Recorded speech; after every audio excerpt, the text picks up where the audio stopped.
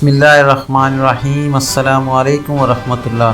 ناظرین، سعودی عرب کے محکمہ پاسپورٹ یعنی جوازات نے اقامہ اور لیبر اور سرحدی قوانین کی خلاف ورزی پر 2,74,849 افراد کے خلاف کارروائی کی ہے۔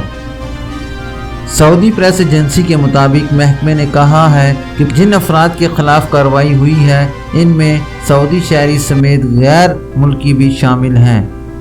کیس کی سنگینی کے اعتبار سے سزائیں مختلف رہیں، جن میں جرمانہ، جیل، تشہیر اور غیر ملکیوں کے لیے ملک سے بے دخلی شامل ہے۔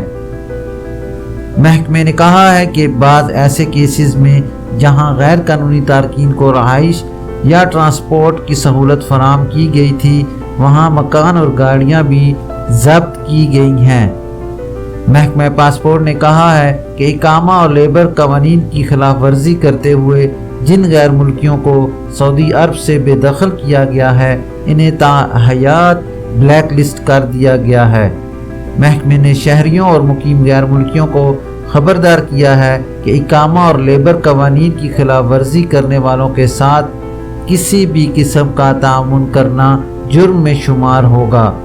سعودی قوانین سے متعلق یاد دہانی میں محکمے نے کہا کہ غیر قانونی تارکین کو کام دینا، انہیں ٹرانسپورٹ کی سہولت فراہم کرنا یا انہیں رہائش کے لیے ٹھکانہ دینا بھی جرم ہے۔ ایسا کرنے پر سزا کے علاوہ وہ مکان جہاں رہائش کی سہولت دی گئی یا وہ گاڑی جس میں ٹرانسپورٹ کی سہولت دی گئی ضبط ہو جائے گی۔ محکمے نے مزید بتایا کہ ہم شہریوں اور غیر ملکیوں کو ایک مرتبہ پھر آگاہ کر رہے ہیں کہ غیر قانونی تارکین کی کسی بھی قسم کی مدد کرنے پر 15 سال تک جیل اور 10 لاکھ ریال تک جرمانہ ہو سکتا ہے۔ یہ تھی ابھی تک کے لیے خاص خبر۔